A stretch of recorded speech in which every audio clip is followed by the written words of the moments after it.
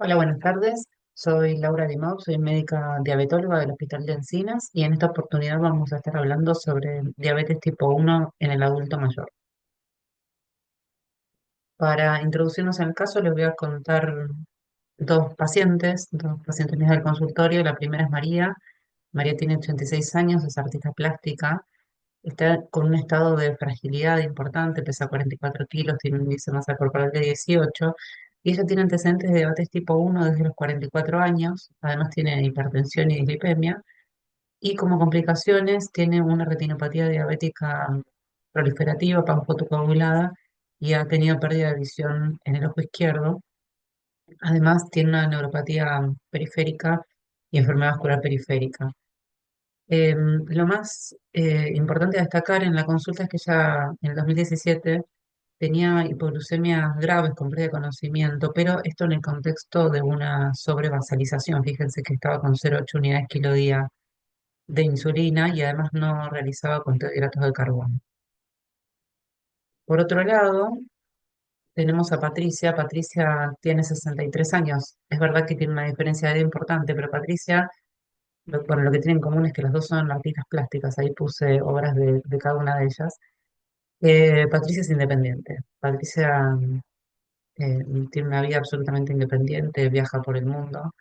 Y Patricia tiene diabetes desde los 33 años, también tiene una retinopatía diabética panfotocoagulada. Y este año, en febrero, tuvo una complicación por la cual tuvo que hacerse una vitrectomía y una nueva panfotocoagulación en el otro ojo. Su control metabólico está, digamos, subóptimo, tiene una hemoglobina glicosilada de 7,9. También tiene dislipemia con una telangiectasia carotidia y ella está tratada con insulina de gludequilipro, pero más allá de las dosis, lo que quiero resaltar es que hace conteo de hidratos de carbono muy prolijamente. En realidad, en el momento que la conocí, no tanto, tenía como dosis más fijas en el conteo de hidratos, con un ratio de 15 y una sensibilidad de 60 que luego fuimos ajustando, ahora les voy a mostrar cómo. Y en ese momento su tiempo en rango estaba en 37% y destacaba un fenómeno del alma. Entonces, partiendo de estas dos pacientes, les cuento que, bueno, hoy lo que nos dice el Atlas de Diabetes es que tenemos 9,5 millones de personas viviendo con diabetes tipo 1 en todo el mundo y que la diabetes tipo 1 se diagnostica principalmente en niños, pero datos recientes indican que esto puede afectar a personas de todas las edades, eso hay que tenerlo muy en cuenta.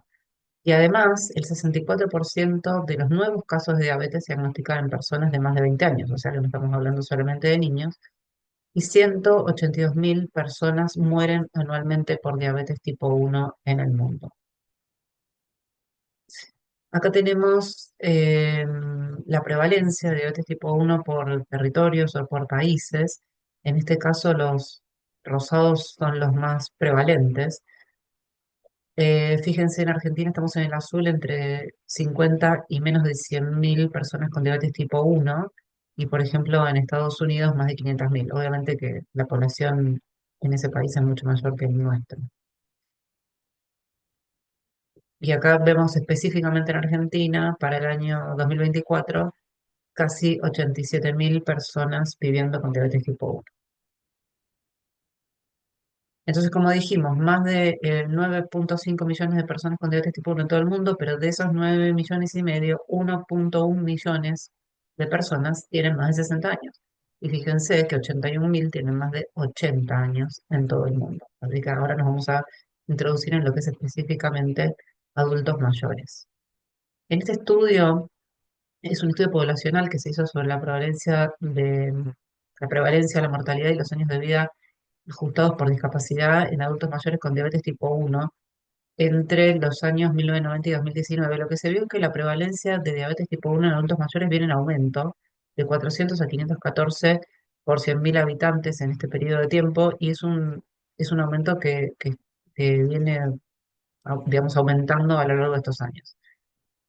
Pero por suerte la mortalidad viene disminuyendo de 4,74 a 3,54 cada 100.000 habitantes. Viene disminuyendo la mortalidad. Pero fíjense. ¿Qué es lo que pasa? La mortalidad viene disminuyendo, pero si uno compara en estos dos grupos, un trabajo de Escocia y otro de Australia, y tomamos los hombres entre 70 y 74 años, la expectativa de vida de estos hombres ha disminuido con respecto a los que son las personas sin diabetes. O sea, la mortalidad viene disminuyendo, pero si la expectativa de vida de estos hombres tendría que ser para este grupo casi 10 años y para este casi 9, los pacientes con diabetes pierden entre 3 y 5 años de expectativa de vida. Y lo que vio también este estudio es que por subgrupos lo que estamos encontrando, bueno, en adultos mayores con diabetes tipo 1, es que en todos ha aumentado la prevalencia. Pero lo que encontramos es más que nada una disminución significativa de la mortalidad en el primer grupo, en los más jóvenes, digamos, de 65 a 69 años, en donde ha disminuido significativamente la mortalidad y los años de vida ajustados por discapacidad, pero en el grupo de los más grandes, de los de más de 75 años, la prevalencia está en aumento, pero los años de vida ajustados por discapacidad son más altos. Por suerte, a las mujeres nos va un poco mejor, siempre prevalencia el aumento tanto en hombres como en mujeres, pero con menor mortalidad y menor años de vida ajustado por discapacidad en las mujeres, y los hombres presentan mayor carga de enfermedad, sobre todo en países de índice sociodemográfico bajo. Acá nos muestra este mapa el cambio en el promedio anual en la prevalencia de diabetes tipo 1 en adultos mayores, también entre el 90 y el 2019. Entonces, acá lo que vemos que anualmente, fíjense, el cambio en la prevalencia, voy a comparar los mismos países. En Estados Unidos, en este caso es menor que en Argentina, que es azul.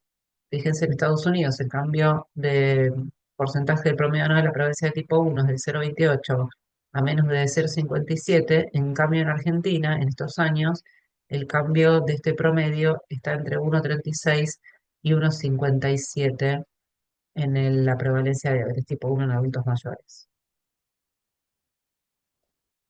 Entonces, si lo comparamos ahora por el índice demográfico, lo que vemos es que en todos los países hay mayor prevalencia, pero en los de mayor índice sociodemográfico hay mayor prevalencia con menos mortalidad, y en los países de bajo índice sociodemográfico hay más mortalidad y más años de vida perdidos por discapacidad. Y fíjense que, como veíamos en este mapa, donde acá se ve mayor prevalencia porque son colores más rojizos, lo que quiere decir esto es que en el norte de África y Medio Oriente hay un aumento más rápido de diabetes tipo 1 en adultos mayores, y en América del Norte la prevalencia es alta, pero el aumento es más lento comparado con esta otra región, por ejemplo. Nos podemos ir preguntando también si es realmente un aumento de la prevalencia de la incidencia o si la estamos diagnosticando mejor, que ahora lo vamos a ir viendo. ¿Y cuáles son los factores de riesgo asociados a estos años de vida perdidos por discapacidad? Uno que es muy obvio es la glucosa alta. O sea, si el paciente está mal controlado, por supuesto que le va a ir peor, pero también las temperaturas extremas, sobre todo la temperatura extremadamente baja en países de buen nivel socioeconómico versus temperaturas altas en países de bajos ingresos. Esto se asocia a cambios en la rutina de los hábitos de alimentación y ejercicio, cambios en la insulinosensibilidad, a susceptibilidad a infecciones, activación del sistema nervioso simpático, y sobre todo cuando hay altas temperaturas, a dificultad en la conservación de la insulina, que puede hacer que todo esto lleve a un mal control metabólico. Y además, lo que les decía recién, hay desafíos diagnósticos en adultos mayores. Primero porque históricamente nosotros asociamos la diabetes tipo 1 a personas jóvenes. Entonces eso dificulta el diagnóstico en adultos mayores, por supuesto que en alta superposición con diabetes tipo 2, y eso confunde. Los niveles de autoanticuerpos pueden disminuir en el tiempo, que digamos que son una de las principales herramientas diagnósticas. ¿Y qué ocurre? Si yo tengo un adulto mayor con reciente diagnóstico de diabetes, nosotros sabemos que la diabetes tipo 2 puede haber anticuerpos positivos porque hay anticuerpos positivos en la población general.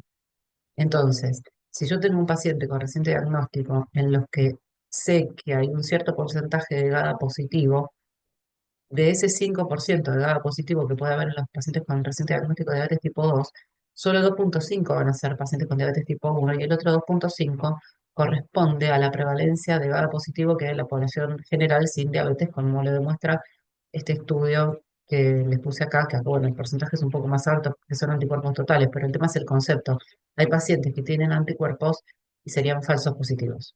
Entonces no podemos tener en cuenta solamente los anticuerpos para el diagnóstico. Este otro estudio que habla también de epidemiología en diabetes tipo 1, lo que nos comenta es que el número, como ya vimos, de adultos mayores con diabetes tipo 1 está creciendo. También tiene que ver con el aumento de la supervivencia. Muchos son pacientes que se han diagnosticado en la niñez o en la juventud y, siempre, y simplemente han crecido. Pero también tengamos en cuenta la aparición de nuevos casos de diabetes tipo 1 en adultos de mediana edad y en adultos mayores. Y también tengamos en cuenta que la mayoría de los datos epidemiológicos no vienen de nuestra región, vienen básicamente de Europa y de América del Norte, y algunos datos son contradictorios, sobre todo porque algunos datos muestran que la incidencia incluso de diabetes tipo 1 de adultos mayores es incluso mayor en niños, y eso confunde. Fíjense, en este estudio muestra la incidencia de diabetes tipo 1 en adultos mayores. Y comparando países de similares regiones, llama la atención que la incidencia es mucho mayor en Suecia que Dinamarca, como están prácticamente pegados, y sí, no es llamativo que la incidencia en Suecia y en Estados Unidos sea mucho mayor que en países orientales.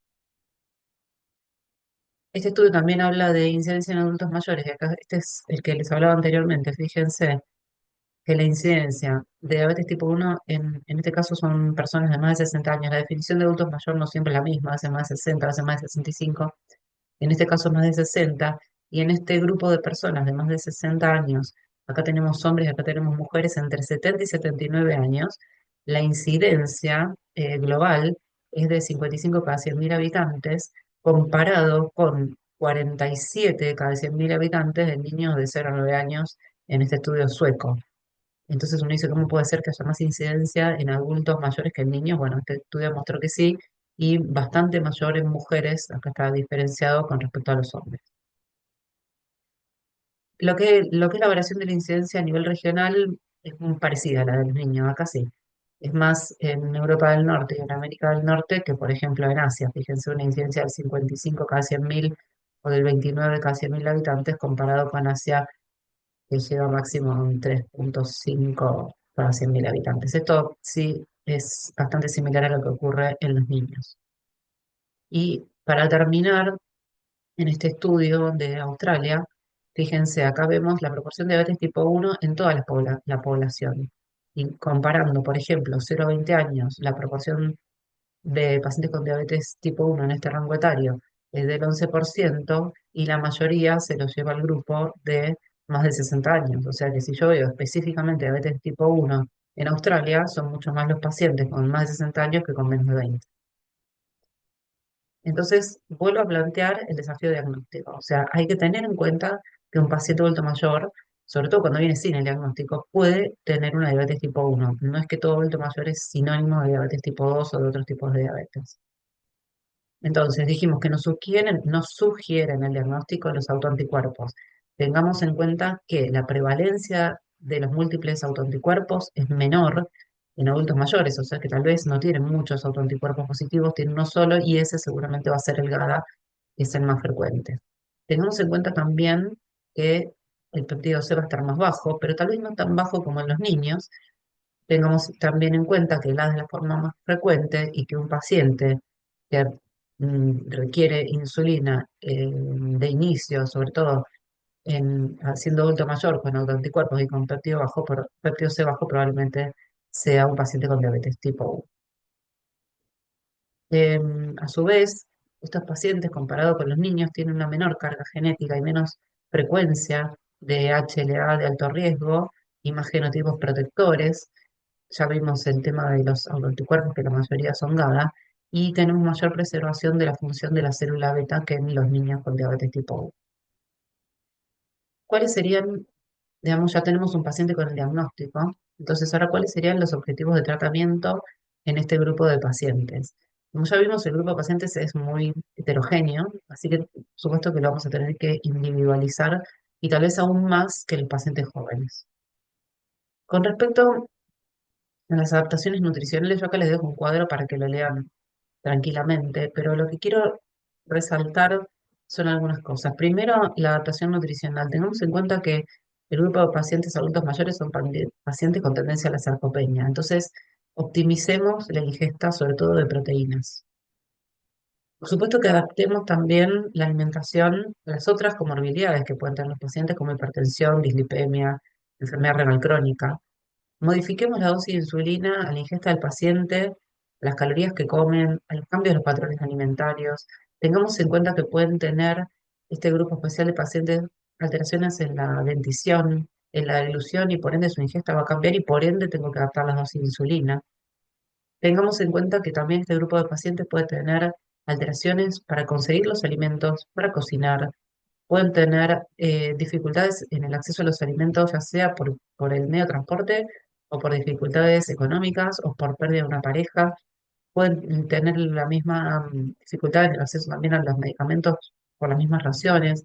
Pueden tener gastroparesia y un subgrupo diferente de estos pacientes son los que viven en las residencias, las cuales no siempre adaptan las indicaciones que merecen estos pacientes cuando están en un hogar. Eh, Hoy pareció obvio el tema del monitoreo continuo de glucosa, pero por supuesto que cuando empezamos con el monitoreo continuo, el último grupo de pacientes que se estudió fueron los adultos mayores. Por eso les traigo este estudio de JAMA del 2020, en el que se hizo un estudio controlado randomizado para determinar si el monitoreo continuo de glucosa era eficaz para reducir la hipoglucemia versus la glucemia capilar. Por supuesto que sí, ¿no? Pero el grupo, bueno, acá se tuvo un grupo de 200 pacientes de más de 60 años, en los cuales se estudió monitoreo de su glucemia capilar, 100 y 100, una media de 68. Y acá lo que hay que recalcar es que bueno, estos pacientes tenían una duración de la diabetes de 36 años, eso no llama tanto la atención, pero sí que muchos pacientes, la mitad prácticamente, estaban con bomba de insulina y que partieron de un bastante buen control metabólico, por lo menos por hemoglobina glicosilada. Bueno, lo que se encontró es que la medida de tiempo de hipoglucemia, o sea, con glucemia menos de 70, bajó de 5,1% a 2,7% los pacientes que iniciaron el monitoreo continuo y se mantuvo prácticamente igual en los pacientes que estaban con glucemia capilar. Y esto se vio ya a las 8 semanas, 16 y 26 semanas. ¿Qué nos dice la ADA? Bueno, la ADA nos sugiere que el monitoreo continuo de glucemia capilar, de glucosa capilar es útil y predice el riesgo de hipoglucemia. El uso de monitoreo continuo revela la alta prevalencia de de hipoglucemias en adultos mayores en general con insulina, o sea que puede ser tipo 1 o tipo 2 con sulfonilureas, o sea, son hipoglucemias que antes no nos damos cuenta que pasaban desapercibidas. Y además, que muchas veces al tener un monitoreo continuo y al estar viendo de cerca las glucemias de los pacientes, lo que vemos es que algunos pacientes que uno podría pensar que tenían sepsis, insuficiencia orgánica o alteraciones electrolíticas, en realidad lo que tenían es una cetoacidosis. Obviamente que la cetoacidosis no la diagnosticamos solamente con glucemia, pero nos va alertando tener el monitoreo continuo. Y por otro lado, acá respecto al tratamiento, lo que les quería decir es que, bueno, que no todos los pacientes son iguales y es muy importante en este grupo de pacientes tener el concepto de fragilidad. La fragilidad es un estado de prediscapacidad que lo hace al paciente más vulnerable a estresores psicofísicos y en este caso vamos a tener más riesgo de internación, más riesgo de caídas y más riesgo de mortalidad. Entonces, tengamos en cuenta además que justamente acá hay varios fármacos que hacen que los pacientes sean más frágiles, por ejemplo los anticoagulantes, pero también la insulina. Entonces, estos pacientes que todos van a tener insulina, más frágiles aún. Y a mí me encanta esta tabla porque acá también nos introduce en el tema de lo que es individualización en el objetivo glucémico y poner en el tratamiento de los pacientes con diabetes, en quién vamos a ser más exigentes y en quién menos, ¿no? Entonces, nos vamos a plantear, mi paciente tiene riesgo de hipoglucemia acá, por supuesto que sí, porque todos tienen insulina, pero bueno, incluso algunos tienen más riesgo que otros. ¿Cuál es la duración de su enfermedad? ¿Cuál es su expectativa de vida? tiene muchas comorbilidades, tiene complicaciones cardiovasculares, lo contiene el sistema, tiene, porque a ver, si el paciente no tiene monitoreo continuo de glucosa, su riesgo, por supuesto, es mucho mayor. Entonces, según hacia qué lado nos inclinemos con el paciente, si tiene más bien todo a favor, un paciente no tan, con no tantos años, con menos complicaciones crónicas, tal vez podemos ser un poquito más exigentes con la hemoglobina glicosilada o con el control metabólico por monitoreo continuo, con las métricas me refiero, distinto va a ser un paciente de más años y con más complicaciones.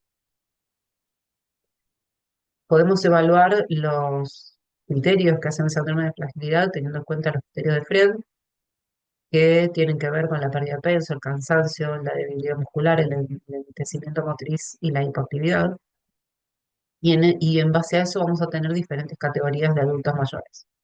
La primera es el adulto mayor funcionalmente independiente, como por ejemplo era mi paciente Patricia. Pero después tenemos pacientes que son funcionalmente dependientes, algunos son dependientes porque son frágiles, otros porque tienen demencia, y después tenemos los cuidados al final de la vida. Entonces, ¿qué nos dice de vuelta la Asociación Americana de Diabetes? Si yo tengo un adulto mayor que tiene alguna comorbilidad, seguramente va a tener, pero son pocas, son estables y tiene una capacidad funcional y cognitiva intacta, bueno, en ese paciente yo puedo apuntar una hemoglobina menos del 7, 7,5. Puedo apuntar un tiempo en rango de 70 a 180 de más del 70% y a un tiempo bajo rango de menos de 70, de menos del 4%. Por supuesto, todo esto si tiene el monitoreo continuo de glucosa. Si el adulto mayor es un paciente con un estado de salud un poco más complejo y que puede tener una experiencia de vida variable, pero ya con más comorbilidades, y tal vez con algún estado de fragilidad, en este caso puedo individualizar la hemoglobina glicosilada ya a menos de 8, no menos de 7,5 ni 7, por un tiempo en rango de más del 50%, pero sí que tengo un tiempo bajo rango de menos de 70 de glucemia, de menos del 1%. Si el paciente tiene una salud ya muy deficiente, tal vez no voy a tener tanto beneficio de estar milimétricamente atrás de la glucemia, pero sí tengo que evitar hipoglucemias o hiperglucemias sintomáticas. Las guías de Gran Bretaña son bastante similares. Fíjense que acá lo que dicen es que los pacientes con diabetes tipo 1 deben controlar frecuentemente la glucosa y que el uso también de monitoreo es útil en pacientes con diabetes tipo 1, sobre todo cuando no se dan cuenta que tienen hipoglucemias. Y también individualiza los objetivos según las categorías, que la verdad que estos objetivos son bastante parecidos. Tal vez acá lo que nos dice la categoría 3 podemos llegar a 8,5 de hemoglobina glicosilada. Con respecto a la presión, no lo voy a leer todo en detalle, pero sí lo que me interesa es que vean, es que como uno los ve por categorías. La categoría 1 vamos a una presión menos de 140-90 y en la categoría 2 tal vez podemos ser más laxos y llegar a menos de 150-90. Lo que sí hay que tener cuidado, que lo vamos a ver más adelante, es tal vez qué fármacos hipotensores vamos a elegir para que estos pacientes frágiles, muchos de ellos, no tengan hipotensión ortostática. Con respecto al tratamiento nutricional, por ejemplo, esto también es muy importante. En un paciente de categoría 1, insistamos con el conteo de carbohidratos. En los pacientes de categoría 2 y 3, detectemos en cada consulta si el paciente tiene desnutrición o deficiencias nutricionales.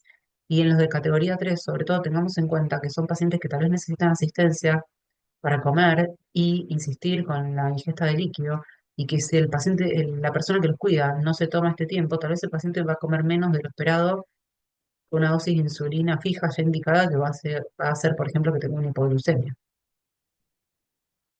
Con respecto a la actividad física, el categoría 1 digamos que tendría las indicaciones habituales de actividad física, pero el de categoría 2 hagamos hincapié en ejercicios de estiramiento y flexibilidad. Y en el categoría 3, sobre todo, yo creo que es importante, bueno, resaltarlo en todos los pacientes que tengan entrenamiento de resistencia. Recuerden, en estos pacientes es mucho más frecuente la sarcopenia. Con respecto al tratamiento y los regímenes de insulina, bueno, categoría 1, piensen que es un paciente que tal vez no tiene tantos años que es independiente y por qué no, este paciente si lo merece, no le podemos indicar una infusora continua de insulina. En cambio, en la categoría 2 evaluemos si el paciente se coloca solo la insulina, que tenga la suficiente destreza, tanto manual como visual, no solo para inyectarse la insulina, sino para medir glucemia capilar o para ver el scan de un monitoreo continuo. Y en la categoría 3 hacia el otro extremo, tal vez no necesitamos un control tan estricto de la glucemia. O sea que son pacientes que pueden ser muy distintos entre sí. Respecto al uso de tecnología en general, primero que nada, tengamos en cuenta que estos pacientes, ya sea porque estén en hogares o con familiares, no siempre me va a solucionar la vida la tecnología y sobre todo si el equipo de salud o el familiar no sabe utilizarla. Entonces vamos a tener que entrenar a estas personas para que conozcan estos dispositivos. De vuelta, categoría 1 incluso puede tener hasta una infusora continua de insulina y en la categoría 3 al revés. Así como a veces indicamos tecnología, también hay momentos en que podemos suspenderla cuando ya no me es tan útil y genera un costo. Respecto de la hipoglucemia, recomendaciones generales para todos los grupos de pacientes, pero en la categoría 2 tengamos en cuenta que son pacientes que pueden ir empeorando con el tiempo. Entonces siempre reevaluemos el riesgo de hipoglucemia, reevaluemos si ese paciente estaba comiendo igual que la vez anterior, si se sabe, si se sigue sabiendo colocar la insulina, porque si no, su riesgo de hipoglucemia aumenta. Pacientes que a todos les va a haber pasado que de pronto colocaron 2 veces la dosis de insulina y por una alteración cognitiva y eso los expone, por supuesto, a una hipoglucemia. Y después, en la categoría 3 otro dato que hay que tener en cuenta es que muchas veces la hipoglucemia puede producir alteraciones a la conducta o deterioros cognitivos. Ustedes saben que hay pacientes que se vuelven incluso agresivos con la hipoglucemia, entonces tener en cuenta que no siempre todo se explica por la demencia, a veces estos pacientes pueden cambiar la conducta y puede ser por una hipoglucemia. Acá les hice esta tablita, también se las voy a resumir con respecto a diabetes tipo 1 en adultos mayores, cosas que no me quiero olvidar. Fue lo que le decía, en pacientes con hipertensión, bueno, cuidado con los diuréticos y con los bloqueantes alfa porque tienen más predisposición a la hipotensión ortostática.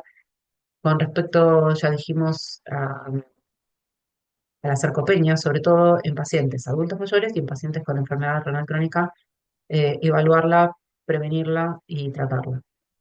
Y con respecto a la neuropatía, muchos pacientes pueden tener, sobre todo en la categoría 3 dolor no tratado. Entonces, hay que tratar de investigar, de insistir en preguntar si el paciente tiene dolor y tratarlo, porque si no su calidad de vida disminuye importantemente.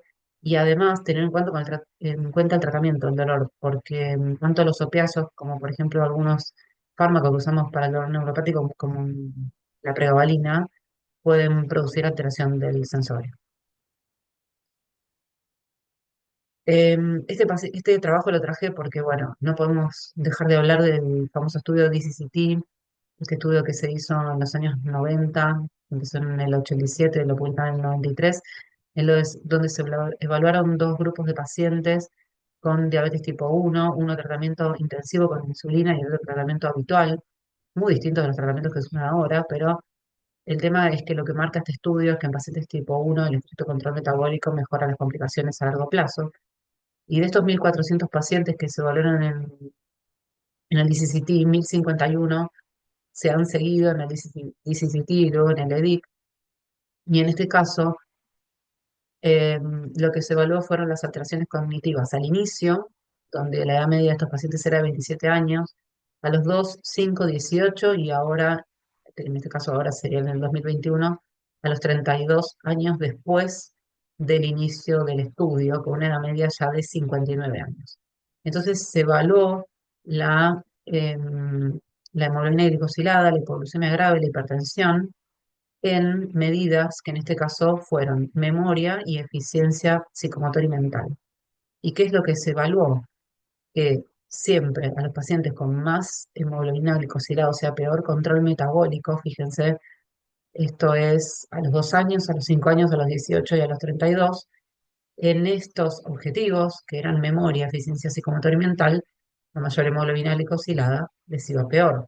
Lo mismo para tensión arterial sistólica, para eventos de hipoglucemia y para los tres marcadores al mismo tiempo. Y además lo que se vio es que el gran salto va desde los 18 años posteriores al estudio a los 32 años. Ahí es donde más deterioran memoria y eficiencia psicomotora. Y esto se resume en que estos pacientes es como si hubieran perdón, ganado 9 años de vida, o sea que se mostraba como si fueran 9 años y medio más viejos de lo que eran en el año 2021. Este estudio es un estudio que compara los tratamientos de dos poblaciones. Una es la población en pacientes con diabetes tipo 1 de más de 60 años, una es la población de Estados Unidos, que es el T1D Exchange, y el otro es un grupo de pacientes de Alemania y Austria, o sea, todos pacientes de altos ingresos, entre el 2011 y el 2012. Eran 48% hombres, con índice de masa corporal de 27, con una prevalencia de obesidad del 25%.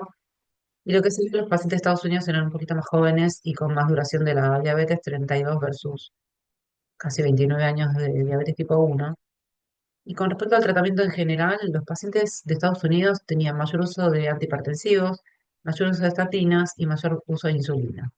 Y este grupo de pacientes consumía menos tabaco que los europeos. Y lo que se vio es que, por supuesto, tenían más tratamiento antihipertensivo, más estatinas, tuvieron un LDL más bajo, una presión arterial más baja, y esto repercutió en una incidencia menor de infarto, ACV y microalbuminuria. La hemoglobina glicosilada fue similar en ambos grupos y la prevalencia de depresión un poco mayor en el grupo de Estados Unidos. Esto también un poco lo que implica es no solamente pongamos el foco en la diabetes, ¿no? Hay que poner el foco también en los otros factores de riesgo que tienen estos pacientes. Y este es el mismo grupo de los pacientes europeos, los austríacos y alemanes, donde se hizo un estudio retrospectivo em, donde se comparó adultos mayores con diabetes tipo 1, los que usaban insulina versus los que usaban múltiples dosis de inyecciones diarias. Y lo que se vio es que el uso de insulina entre el 2008 y el 2018 aumentó de un 12% a un 23%, y el uso de esta tecnología se asoció a menor hemoglobina glicosilada, menor dosis diaria de insulina, menor días de hospitalización, menor episodio de hipoglucemia grave, menos casos de cetoacidosis, tasas más bajas de microalbuminuria, pero un poco de tasas más altas de depresión y de neuropatía. Pero lo importante que destaca es que la edad no es en sí misma una contraindicación para el uso de bomba de insulina.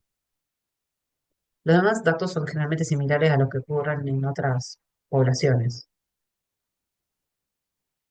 Y este otro estudio, que también nos habla del uso de tecnología en pacientes adultos mayores con diabetes tipo 1, lo que nos mostró en 165 adultos mayores más de 65 años, es que acá también siempre hay que ver la población, ¿no? Estos pacientes, fíjense, el nivel de educación superior que tenían estaba en el 88% de los casos, o sea que difícil comparar con poblaciones latinoamericanas muchas veces, ¿no?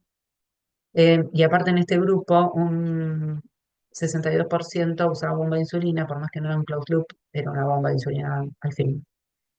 Entonces, estos pacientes se los randomizó a un monitoreo continuo de glucosa con G4 durante 2 semanas. Y lo que se vio es que los usuarios de bomba tenían mejor control glucémico y menos hipoglucemia, y los usuarios de monitoreo continuo mejor hemoglobina glicosilada y menos hipoglucemia. Pero no solamente eso nos demostró este estudio, que son cosas bastante frecuentes de ver, pero además lo que vimos es que los que tenían bomba de insulina tenían menos disfunción cognitiva, 49 versus 65%, menos angustia por hipoglucemia, menos miedo a la hipoglucemia, una variabilidad glucémica más baja y menor duración de la hipoglucemia. Fíjense que la hemoglobina glicosilada no fue tan diferente entre los que usaron bomba versus los que usaron múltiples dosis, pero en este caso lo que quiero recalcar, sobre todo en lo que estamos viendo en esta charla, que es la disfunción cognitiva de los adultos mayores, cómo fue menor en los usuarios de bomba. Hay un montón de estudios, no vamos a entrar en detalle, que muestran el uso de la tecnología, en este caso de bombas de insulina, en adultos mayores con diabetes tipo 1 con buenos resultados. El tema es que lo que falta evidencia particularmente es en pacientes tipo 1, adultos mayores y fragilidad. Acá lo que se buscó es resumir la evidencia en este grupo de pacientes. Se buscaron 23 artículos, de los cuales, fíjense, solamente uno es americano, y la verdad que estuvo difícil. ¿Por qué? Porque se vio que no hubo ningún estudio específico en esta revisión que investigue la fragilidad en pacientes adultos mayores con diabetes tipo 1. En algunos había algunos subgrupos que investigaban subgrupos, no estudios diseñados específicamente para subgrupos que incluían adultos mayores y que evaluaron fragilidad, además de evaluar otros aspectos. Tampoco queda clara bien cuál es la prevalencia de fragilidad, porque muchas veces se utilizan diferentes criterios diagnósticos. Y hay algo que es muy importante, como recalqué al principio, los adultos mayores casi nunca se incluyen en los estudios. Entonces, siempre los primeros estudios de cualquier fármaco o tecnología que uno quiera estudiar son de 18 a 65 años, y cuando después buscamos estudios específicos en mayores de 60 a 65 años, no se hacen porque no es el primer grupo que interesa y porque además es difícil el reclutamiento, como lo demostró este ensayo australiano, que es el Oracle, donde se ve que es difícil llegar a este grupo de pacientes, porque a veces los pacientes no se pueden mover, porque bueno, el sistema no colabora para que podamos reclutar. Entonces, ahora volviendo y un poco para cerrar a mis pacientes, digamos, no podemos tener los mismos objetivos en estas pacientes que son tan distintas. Lo que logramos con María, primero que nada, es recalcularle la dosis de insulina. Entonces, ella estaba sobrevasalizada. Si yo en un paciente habitualmente, y tal vez en un adulto mayor menos, ¿no? Pero voy a estar usando 0,5 unidades kilo de insulina, ya tenía 0,8, lógico que hiciera hipoglucemia. Entonces, al corregir esto, ya con eso solo mejoramos su tratamiento y mejoramos la aparición de hipoglucemias. Además, se trabajó en educación. Se puede hacer un conteo, tal vez el conteo de carbono, en este caso lo hicimos por raciones, no por gramos de hidratos de carbono, y eso ayudó para que logremos no solamente reducir las hipoglucemias, sino aumentar su tiempo en rango. En realidad, el tiempo en rango del inicio no lo tengo porque no tenía monitoreo continuo. A ella, después de varios intentos, PAMI le autoriza el monitoreo continuo y llegamos en este momento a un tiempo rango de 53. Recuerden que nos sugerían por lo menos más de 50. Y lo que sí todavía cuesta, queremos que tenga menos de un 1% de hipoglucemia, y acá todavía estamos en un 3, pero bueno, hemos mejorado con respecto al inicio. Y también sabemos que todos los pacientes tienen días bastante buenos y días que son malos. Entonces, bueno, tenemos que aprender de los buenos y seguir trabajando en eso. Y por otro lado,